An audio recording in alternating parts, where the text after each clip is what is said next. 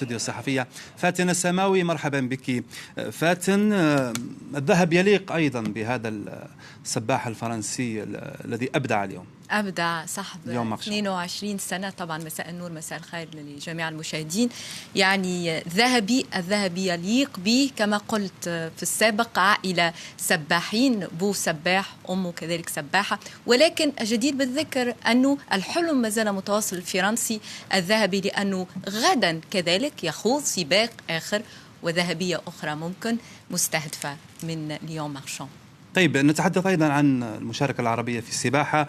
السباح أحمد الجوادي شارك في سباق 800 متر سباحة حرة أمس، حل في المركز الرابع. ما ردود الفعل حول المشاركة التونسية في هذه السباحة؟ طبعا السباحة التونسية خسرت بطل أولمبي السابق في طوكيو الحفناوي، نتفكروا كل أبدع، ولكن لظروف النفسية والصحية ولم يرتقي أنه يشارك. ولكن اليوم يأتي اسم الجوادي ليقدم أرقام محترمة جدا في البطولة الفرنسية هذه السنة ودخل هذا السباق. ولكن دعنا نقول أنه أنهى الرابعة البارحة، طبعا بجنب أسطورة، لأنه المرشح كان نفكروا الإيرلندي دانيال ويفن اللي حطم رقم أولمبي، وبجنبه كذلك الفضية للأمريكي فينيك. طبعا الجوادي كذلك ممكن كانوا ينتظروه التوانسة والعرب في مشاركة 1500 متر اختصاصه و10 كيلومتر، ولكن تأتينا الأخبار تقول إمكانية كبيرة تقريبا 80% مع آراء يعني بعد حوار مع مدربه ممكن أنه لن يشارك في هذا السباق. لا شيء رسمي لغاية الآن. لا شيء رسمي. نعم. فاتن، نذهب إلى خبر آخر، حيث أحرز البريطاني أليكس يي ذهبية مسابقة الثلاثي في دورة الألعاب الأولمبية في باريس. وخلال المنافسة المؤجلة بسبب نسبة التلوث في نهر السان، قطع ابن 26 عاما خط نهاية سباق الجري الذي كان الثالث في هذه المسابقة بعد السباحة في السان والدراجات الهوائية. وبدعم من آلاف الفرنسيين، قدمت الفرنسية كاساندر بوغران أداء مثاليا في الركض لتحقق ذهبية منافسات الثلاثي للسيدات في أولمبياد باريس، وتمنح بلادها أول ميدالية للفرد على الإطلاق في الثلاثي. وحصلت السويسرية جولي ديرون على الميدالية الفضية، والبريطانية بيث بوتر الميدالية البرونزية. نذهب مرة أخرى إلى وديع فيعاني. وديع، تألق فرنسي في مسابقة الثلاثي. هذا التألق وديع يأتي بالتوازي مع الانتقادات حول درجة تلوث نهر السان. طبعا هذا كان منتظر، وربما نقطة ضعف بالنسبة لدورة باريس الأولمبية مياه السان، ولكن تمكنوا أخيرا من أن تقام هذه المسابقة، مسابقة الثلاثي أو الترياتلون. بالنسبة للرجال كانت تأجلت أمس إلى اليوم، واليوم المشجعون استيقظوا باكرا جدا. السباق الأول سباق السيدات بدأ باكرا عند الساعة 8 كالمعتاد. الثلاثي بداية مع السباحة في نهر السان منذ الساعة 8 صباحا على مسافة 1500 متر، ثم الدراجات على مسافة 40 كيلومتر و10 كيلومترات بالنسبة للجري. وكاساندر بوغران التي حصلت على الميدالية الذهبية. فيما لدى الرجال سباق المؤجل من قبل يوم بدأ عند الساعة 10:45 تحت حرارة مرتفعة جدا. عانى الرجال حقيقة من هذه الحرارة المرتفعة، ولكن تمكن كما ذكرت أليكس يي البريطاني من الفوز بهذا اللقب. شكرا جزيلا لك وديع فيعاني. نترك ترتاح بعد هذا اليوم الطويل والحار في باريس. شكرا جزيلا وديع فيعاني. في منافسات الجودو فازت الجورجي لاشا بياكوري بالميدالية الذهبية لوزن أقل من 90 كيلوغرام للرجال، وحصل الياباني سانشيرو موراو على الميدالية الفضية، بينما حصل اليوناني تيودوروس تسيليدس والفرنسي ماكسيم غايل على البرونزية.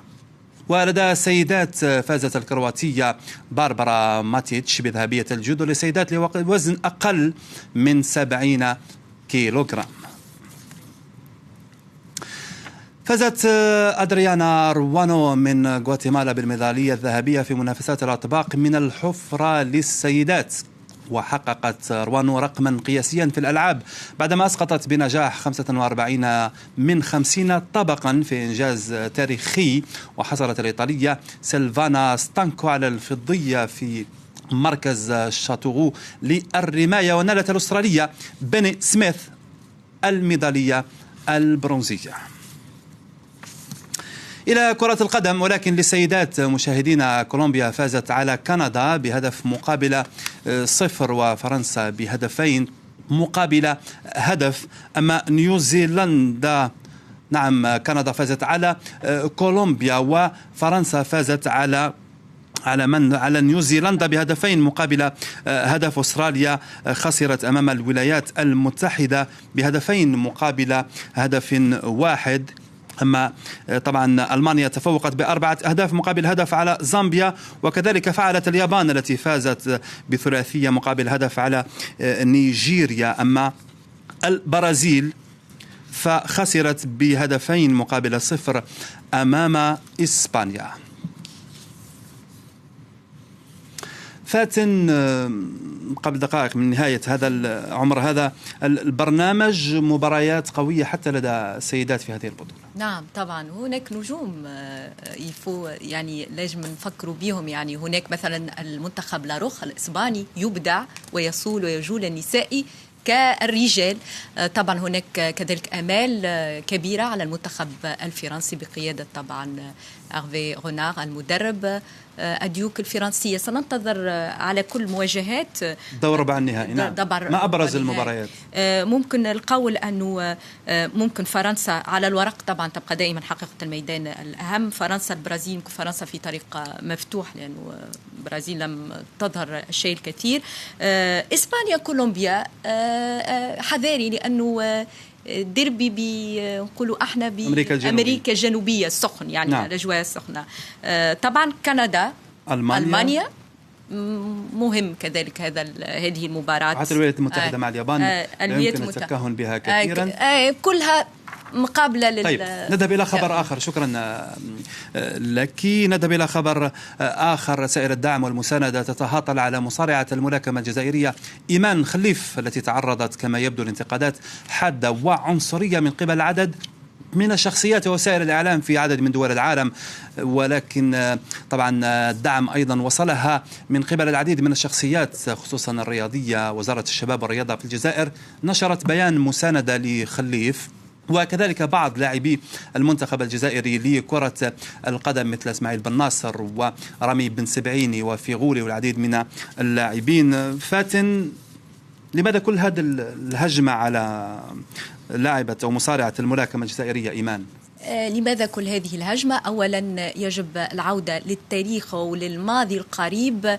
لم تكن المرة الأولى، كانت دائما مستهدفة هذه البطلة، أولا لأنها متميزة ولأنها نفكروا أول جزائرية تصل إلى النهائي طبعا 2022 بطولة العالم، كذلك متحصلة على الدورة المفتوحة للولايات المتحدة الأمريكية USA. إذن هي مرشحة قوية، ممكن حملة تشن عليها، ممكن كذلك لتشتيت تركيزها واستهدافها. ولكن هذه الحملة نفكر انطلقت من الوسائل الإعلامية الإيطالية، لأنه نفكروا إيمان ستلعب غدا طبعا ضد الإيطالية أنجيلينا كاريني. تشارك صباح الغد طبعا صباحا. لكن يجب كذلك التذكير أنه لها حملة مساندة كبيرة لرواد التواصل الاجتماعي الجزائريين وكذلك اللجنة الأولمبية وجزائر. كل التوفيق للمصارعة والبطلة الجزائرية إيمان خليف، كل الدعم لها. طبعا في جدول الميداليات العام لغاية الآن واليوم مشاهدينا، الصين في الصدارة. نتابع الجدول. الصين في الصدارة ب9 ذهبيات